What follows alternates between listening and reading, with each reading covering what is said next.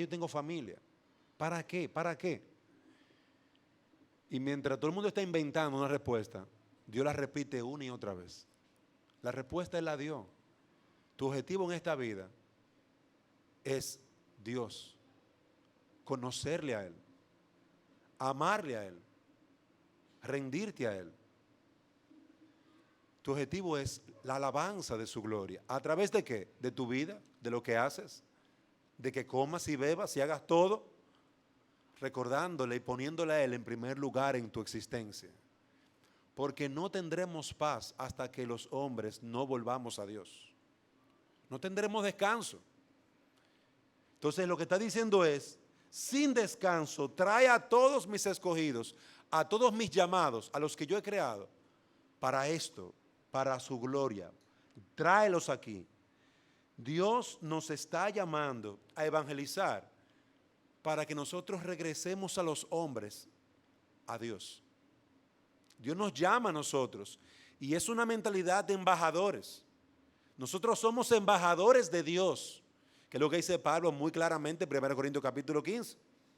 Somos embajadores a Dios, de parte de Dios. Y le decimos de parte de Dios, le rogamos de parte de Dios, reconcíliense.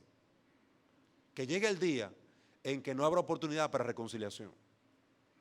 Entonces nosotros tenemos un llamado como embajadores a llamar a los hombres para que se reconcilien con Dios, porque Él ha de ser glorificado, Él ha de ser exaltado.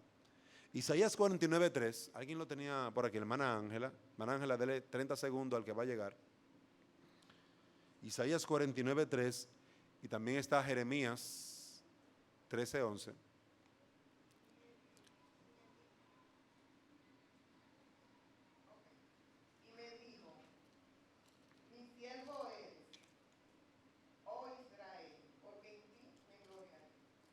Mi siervo eres. ¿Qué él hace con su siervo? Gloriarse en su siervo. Dar gloria a su nombre, a su persona. Y amados hermanos, nosotros, Israel, Jacob, no se sintió mal cuando él, una pequeña criatura, que se sentía y que se veía a sí mismo como algo insignificante, fue elegido por Dios, fue llamado por Dios. Todo lo contrario, fue un gran privilegio. A través de ese hombre vendría la bendición para toda la tierra. A través de un hijo de Israel, de un hijo de su padre. ¿Cuál es el nombre del papá de Israel? De Jacob. Isaac. ¿Y del papá de Isaac quién era? Abraham. Entonces, esa promesa se traspasó de un hijo al otro. Y él esperaba que uno de sus hijos bendijera a todas las naciones del mundo. ¿Y usted cree que él se sintió mal? Usted se siente mal cuando le dicen, Dios te ha llamado para darte vida y para darte perdón de pecados y para darte salvación eternamente. Usted se sentiría mal por eso. Dios te ha sacado de este grupo de personas para bendecirte y para animarte y para consolarte. Yo soy tu consolación. Entonces, si para usted no es una tristeza, tampoco lo fue para Jacob. Y tampoco lo será para aquellos que entiendan el mensaje.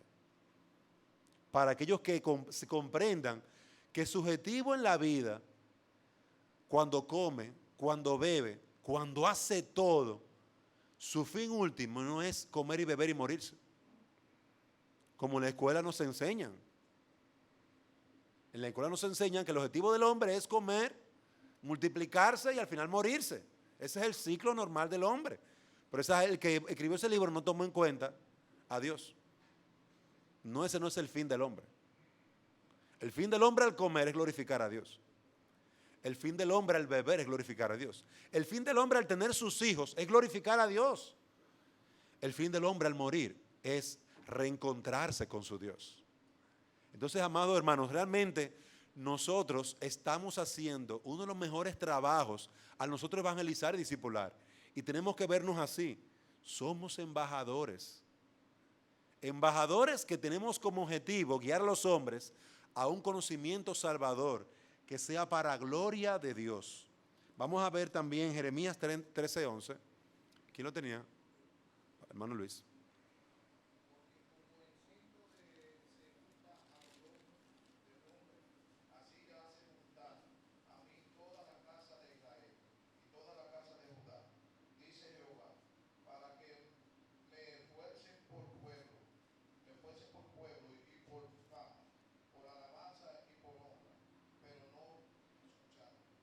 Muy bien, observen ahí el objetivo de él, de nuestro Dios, para con Israel y aún para con nosotros.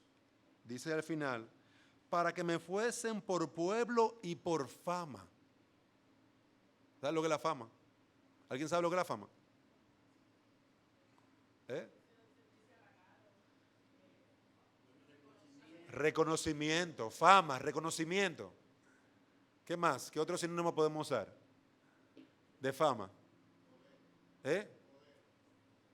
Poder.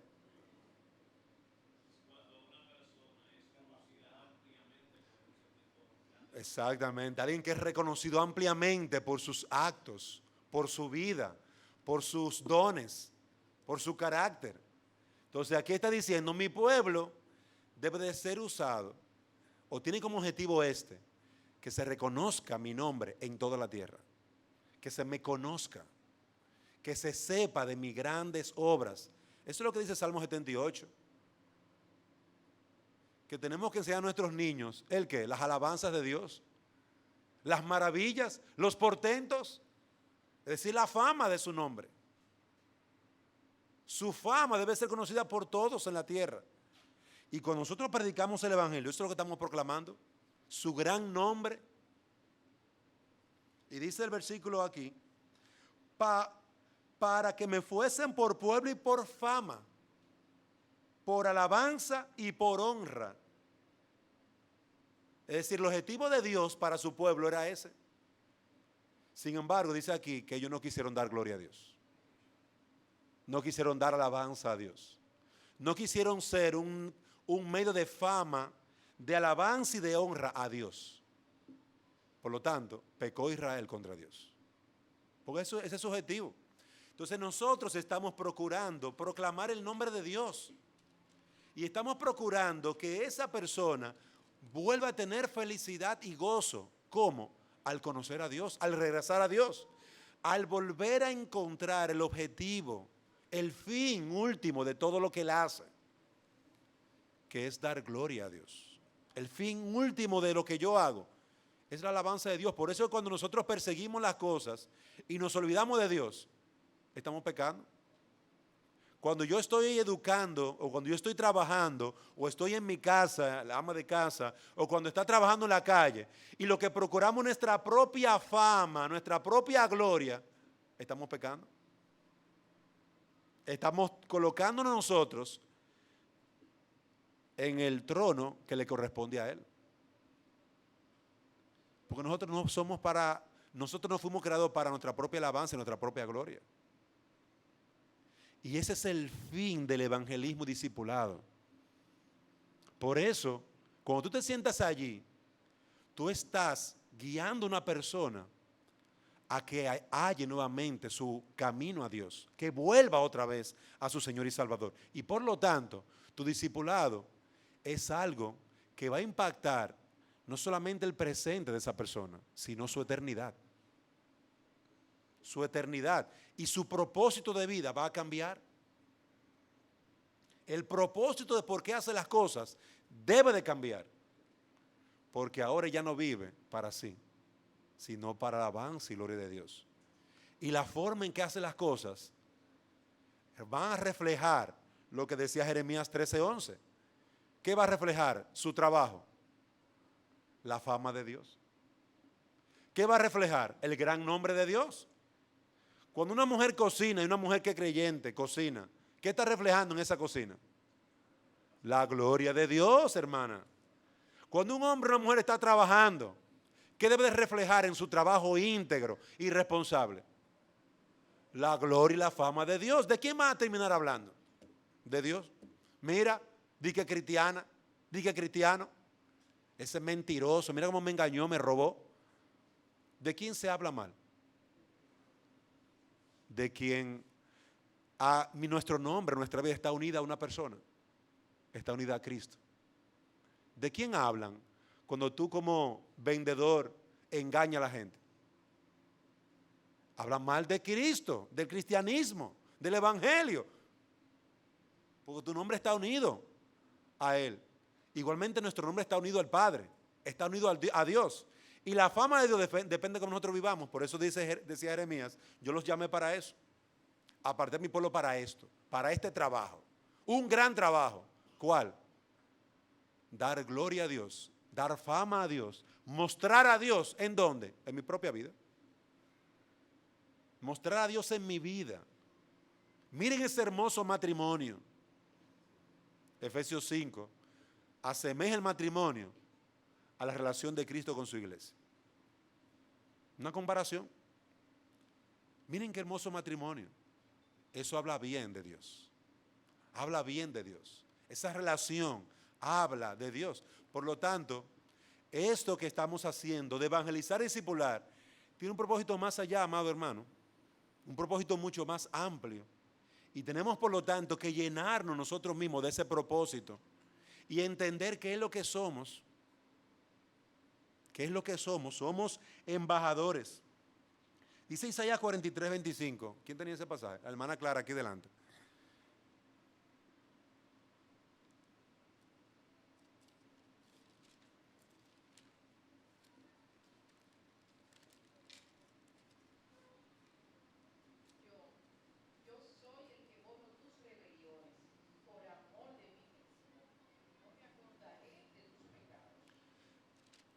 Borro tus rebeliones por amor de mi nombre, por amor de mí mismo.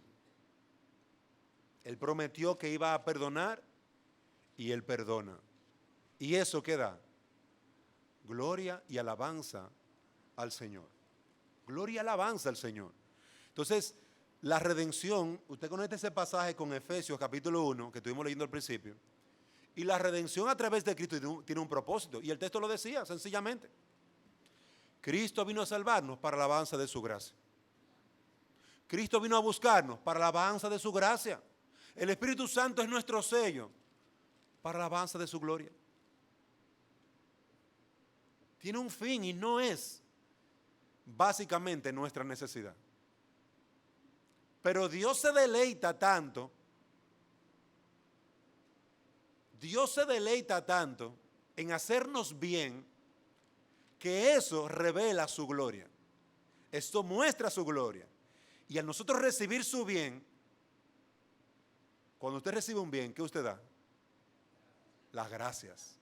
Y en esas gracias alaba al Señor. Muestra a todos las grandes cosas que Dios hizo contigo. Esa fue la palabra que Dios le dijo al endemoniado. Y él salió por ahí gritando y diciendo lo que Jesús había hecho con él.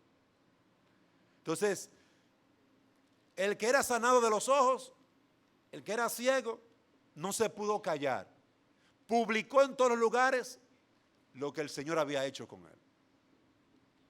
El que estaba muerto y tuvo vida, publicó en todos los lugares lo que el Señor había hecho con él.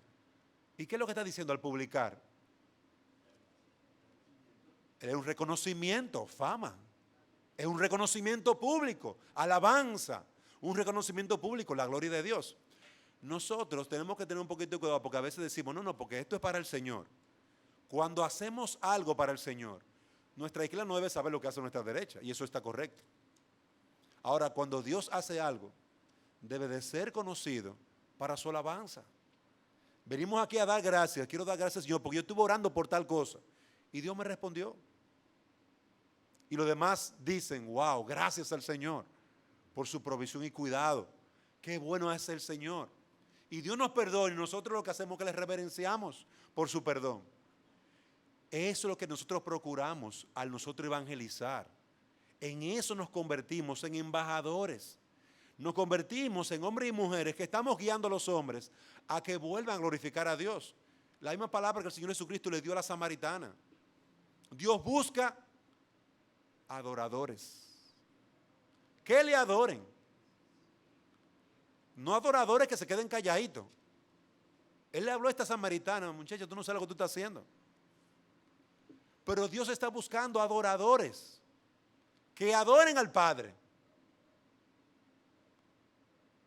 Que adoren al Padre, no pasivos, no gente pasiva, sino gente que esté haciendo y produciendo los frutos del reino. Entonces, en el evangelismo discipulado, eso es lo que estamos haciendo. Estamos realizando una forma de adoración y alabanza a nuestro Dios. Usted quiere alabar a Dios, no solamente hágalo al cantar, hágalo evangelizando. Y qué glorioso será cuando otros pecadores, al igual como lo fue o como lo es usted, pero ahora regenerado, otros pecadores vengan y se unan a su cántico de alabanza, porque usted ahora ha sido un medio de salvación y de bendición para ellos. ¿Cuántas personas no dan las gracias eternamente a aquel que le predicó? Porque de las tinieblas fue sacado y llevado al reino del Hijo de Dios. Ahora no están perdidos, ahora no están condenados, ahora han sido librados de su pecado. Entonces, amados hermanos, nosotros procuramos esto, procuramos la gloria de Dios al evangelizar y discipular. Y tenemos que verlo de esta manera: cuán bellos son los pies de los que anuncian las buenas nuevas. Aquellos son hermosos los pies, están guiando a los hombres a su Dios, los regresan a su Dios. Cuán bellos son los pies de la hermana fulana cuando llega a mi casa y me predica la palabra y me recuerda dónde estoy, dónde debería de estar. Tú deberías estar adorando a Dios. ¿Qué tú haces aquí? Levántate y glorifica a tu Dios. Levántate. ¿Qué tú haces ahí sentado mirando el techo deprimido? Párate de ahí y sírvele al Señor. ¿Qué tú haces ahí en una cama acostadote deprimido? Párate de ahí y recibe el evangelio. Arrepiéntete de tu pecado. Párate de ahí, conviértete, deja tu pecado. Tu infelicidad es el fruto de darle la espalda a Dios. Es el fruto de olvidarte de Dios. Es el fruto de no conocer a Dios. Esa es tu infelicidad. No es que yo no tengo esto. Si yo tuviera. Es que la vida del hombre no consiste en lo que tiene. Tu vida no está guardada en lo que tú tienes. Tu vida, tu alegría y tu gozo depende de Dios. Por eso, esa primera pregunta del Catecismo Menor no lo recuerda. Sí, el fin del hombre es glorificar a Dios. Pero ¿qué más sigue diciendo? Y gozar de Él por siempre. Gozar. Nosotros estamos proveyendo a los hombres, hermanos, un gozo y un deleite que es el fruto de haber regresado a su relación con el Padre, de perdón de sus pecados. El gozo no es lo que perseguimos. El gozo es el fruto de un hombre que se arrepintió de su pecado y ahora ama a Dios con toda su alma, su mente, su corazón y con todas sus fuerzas. Ahora sirve a Dios porque ahora puede. Anteriormente no podía y ni quería. Entonces, mi amado hermano, para eso evangelizamos. Y si nosotros producimos gozo en un pecador cuando se arrepiente, en nosotros no se produce nada. En nosotros no se produce nada. Cuando cumplimos, cuando nosotros glorificamos a Dios predicando el evangelio, cuando nosotros vemos un alma que resplandece y vuelve a vivir y ahora busca a Dios, en nosotros no pasa nada. Algo pasa en nosotros, ¿verdad que sí? ¿Qué pasa en nosotros? Hay gozo, hay satisfacción. Uno ve la promesa de Dios cumplirse. ¿Y a quién usó? A este pobre pecador. ¡Wow! ¡Gloria a Dios! Yo que usaba mi boca para maldecir y para decir mentira, ahora mi boca está siendo usada por el Espíritu de Dios para bendecir y para salvación. No hay gozo en nuestro corazón. No había un fuego en el corazón de los creyentes cuando ellos andaban al lado del Señor Jesucristo y Él les abría las Escrituras. Había gozo, deleite. Había gozo en el corazón de Pablo cuando él predicaba el Evangelio. Había gozo en el corazón de Pedro. Había gozo. Gozo porque estaban logrando el fin de sus vidas, glorificar a Dios. Entonces, amados hermanos, vamos a pasar al tercer slide, o al cuarto, el punto número 2. Dios quiere que nosotros le glorifiquemos. Y Dios quiere la salvación de ese pecador, para que ese pecador le glorifique, le alabe, le exalte, halle en Dios dar gloria a su nombre y gozo. Gozo en Dios perpetuamente, por siempre. Halle gozo y deleite en Dios. Pero en segundo lugar, nosotros debemos de recordar como un principio para el evangelismo y discipulado que Dios es quien soberanamente sostiene el destino del hombre. Dios es quien sostiene el destino de los hombres. El fin, el destino de esa persona está en la mano de Dios. Lo que suceda con esa persona, si tú no lo evangelizas, está en la mano de Dios. Y lo que suceda con esa persona, si tú lo evangelizas, está en la mano de Dios. Su fin está en la mano de Dios. Que el pastor Guzmán mencionaba a Ezequías, hablando de la atalaya. Tú eres atalaya. Ellos, si no te hacen caso, cuando tú le das el llamado de atención que viene el enemigo, ellos van a morir por su pecado, porque la gente muere es por su pecado. Pero si tú no le dices nada, ellos van a morir por su pecado, pero a ti se te va a demandar la sangre de ellos. Porque tú sabías, tú tenías el conocimiento. Entonces nosotros debemos de entender que Dios es quien sostiene todas las cosas, tanto mi vida como la vida de ese pecador. Tanto lo que yo estoy haciendo como lo que yo no hago. Sin embargo, Él también ha dicho que se nos va a pedir cuenta. También ha dicho que se nos va a pedir cuenta. Se le va a pedir cuenta al que hace la obra como el que no la hace. Se le va a pedir cuenta al que oye el Evangelio y cree como al que no oye el Evangelio. A cada uno se lo va a pedir cuenta. Ahora, el punto es que el destino de esa persona, como el tuyo, ya Dios lo ha determinado. Es Dios quien lo determina. Y eso debe darnos aliento, por un lado, pero también un poco de temor y aprensión. Porque si el destino no está en que Él responda, si el destino de esa persona, su vida o su muerte, no está en su mano, por lo tanto, nosotros tenemos que ser hombres y mujeres de oración. Por lo tanto, tenemos que cumplir nuestro deber de sentarnos con esa persona y hablarle del Evangelio, porque el fin último Dios lo tiene escrito y determinado para esa persona. ¿Cuál? Yo no sé. Dice en Apocalipsis 4:11 que Dios sostiene todas las cosas. ¿Tú puedes buscar, por favor, Apocalipsis 4:11? Hermana, ¿usted lo tiene? Léalo, por favor. Tienes que quedar de este lado porque... Ok, Job 23, 13 al 15. Señor, digno es de recibir la gloria y la honra y el poder, porque tú creaste todas las cosas y por tu voluntad existen y fueron creadas. Observen cómo dice el pasaje, la alabanza y la gloria es solamente de Dios. ¿Por qué?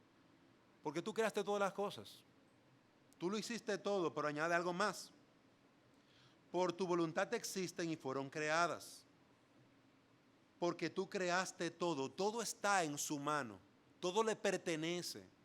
Y aún ese pobre pecador que está escuchando ese evangelismo, ese pecador que está escuchando el evangelio por primera vez o por 10ª vez, porque tú siempre le llamas, ese pecador necesita reencontrarte con su creador, porque su vida está en la mano de su creador. su vida, su existencia, lo que él es, está en la mano de su creador, no en la mano de él. Job 23, 13 al 15.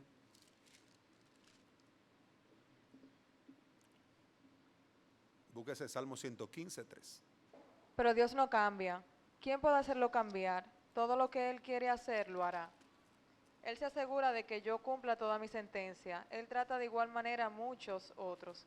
Por eso le tengo miedo y entiendo todo esto y le temo. Observen cómo Job, meditando en quién es Dios, él decía, él no cambia.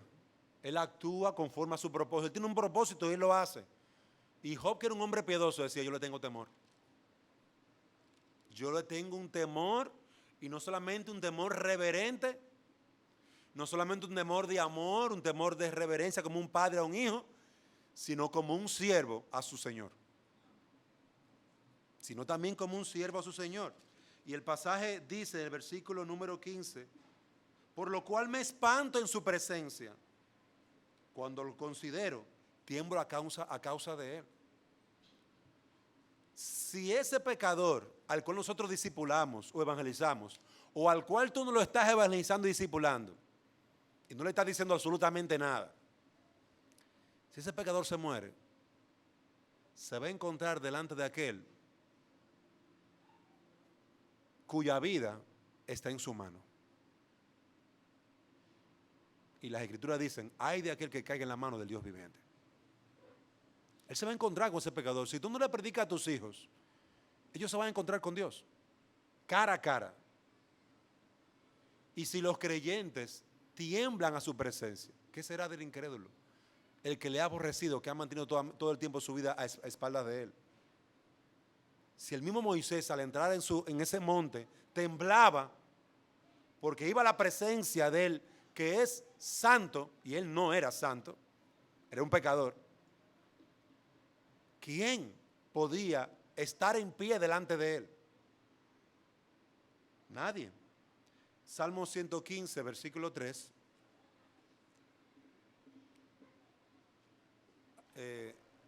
Nuestro Dios está en los cielos, todo lo que quiso ha hecho. Obsérvenlo ahí, soberanamente lo que él quiere, eso es lo que él hace. Si él quiere salvar a un pecador, él lo va a hacer. No, que este hombre es muy difícil. Tú no entiendes que todo lo que él quiere lo hace. No, que este hombre es empresario, que este hombre es un doctor en medicina. Tú no lo entiendes, que esa es una pequeña criatura en toda su vasta creación, en todo su vasto dominio. Él es un piojo. Tú no lo entiendes, que el doctor se vaya al infierno si tú no le predicas. Con todo y doctorado,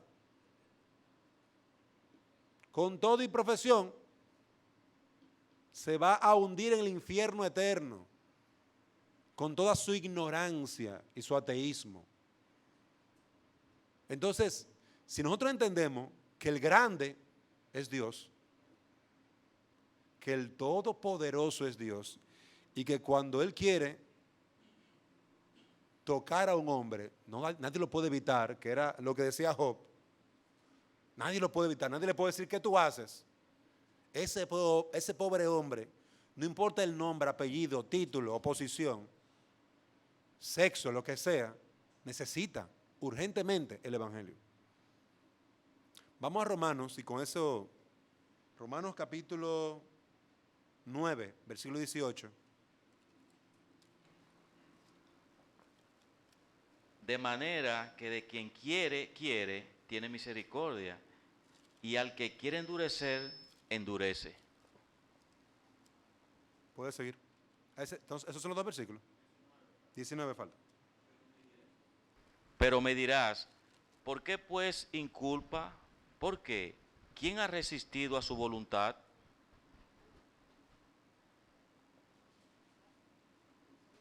Y versículo 20 dice, Mas antes, oh hombre, ¿quién eres tú para que ataques con Dios?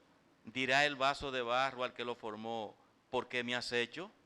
obsérvenlo como él hace una pequeña reflexión a este hombre que de forma imaginaria se está diciendo, Oye, pero si Él es tan grande, entonces ¿por qué me inculpa? Y él le reflexiona, ¿tú te acuerdas quién eres tú? ¿Y tú te acuerdas quién es Él? Porque que yo sepa, tú eres un pedazo tú eres un barro, tú eres un vaso, tú eres un plato, tú eres una cuchara. Que yo recuerde, tú eres una pequeña y débil y frágil criatura. ¿Quién eres tú para cuestionar a Dios? Mejor sería, como el caso de Job y el caso de este salmista, que nosotros entendiendo quién es Él, le busquemos con mucha diligencia. Mejor sería que nosotros considerando nuestro estado y que nuestra vida esté en su mano, mejor sería que tú le busques. Por eso, una de las cosas que le decía el Señor Jesucristo a sus discípulos, cuando alguien no te reciba para escuchar el Evangelio, le decía a los discípulos, sacude los pies y quítate el polvo de sus pies, porque el juicio de ese será mayor que el juicio de Sodoma y Gomorra. Él no sabe, él no entiende. Él no entiende lo que está haciendo. Él está ciego. De ahí, amado hermano, que entender que la salvación es de Jehová, que la salvación depende de Dios, nos ayuda a nosotros a ver más ampliamente y aún más estrechamente, ampliamente, porque no hay nadie que se pueda escapar de esa salvación. Y más estrechamente porque solamente Él puede salvar. Nos debe llevar a nosotros a considerar, hermanos amados, que si el Evangelio no es predicado por nosotros, si nosotros no entendemos que Dios puede salvar al pecador, y cuando no lo ha hecho, es muy sencillamente porque no ha querido salvarlo. No ha sido su propósito salvarlo. Y cuando un pecador entiende eso, que está siendo guardado para el infierno, y que lo único que puede salvarlo es Dios, y Dios sencillamente no ha querido, hay dos actitudes que comúnmente buscan. El que realmente no le importa, bueno, comamos y bebamos. Pero el que realmente considera y piensa, medita, no solamente ahora, sino en la eternidad, comienza a buscar, a pedir, como dicen por ahí, cacaíto. Comienza a preguntarse, y es que no hay forma, no hay oportunidad de salvación. Es que no hay esperanza. Porque Dios nos va llevando a un punto en el que nosotros mismos preguntamos, y es que no hay esperanza. Y cuando el hombre dice, o mejor dicho, realiza esa pregunta, entonces cuando nosotros le podemos decir, ahora que tú lo preguntas, ahora que tú entiendes tu estado y de que tú no puedes salvarte, ahora que tú te cuestionas cuál es el camino a la salvación, ahora déjame decirte algo. De tal manera Él amó al mundo, a ese mundo perdido pecador, que envió a su Hijo. Porque el pecador necesita, amado hermano, entender también, no solamente que ahí está Cristo para salvarlo, es que Él está perdido. Y ese es mi tercer punto, pero no vamos a poder verlo ya por causa del tiempo. El pecador necesita ver su estado y que no depende de él, no está en su mano, no está en su mano el salvarse. La salvación, una y otra vez lo decimos, pero a veces no lo creemos. Lo decimos, no lo creemos. La salvación es de Jehová. Pues si es de Jehová, predica el evangelio. Pues si es de Jehová, evangeliza. Pues si es de Jehová, ora. Pues si es de Dios, no le tenga temor a ese hombre ni a esa mujer.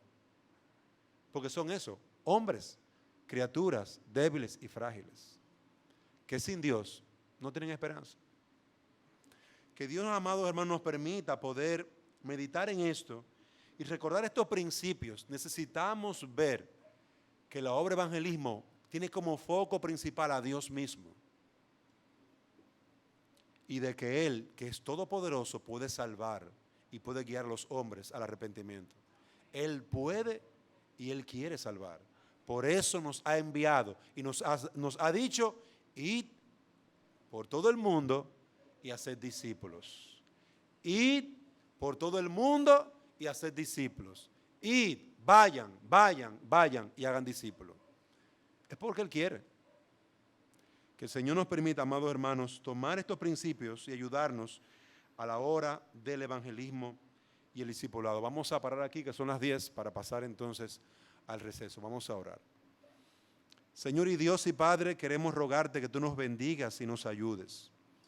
Permítanos, Señor, poder tener en cuenta la importancia de glorificarte, aún en la obra evangelismo discipulado, y que el fin de la misma es tu gloria, Señor, y que el fin de la misma es tu alabanza, y que todo hombre será salvo por medio de ti.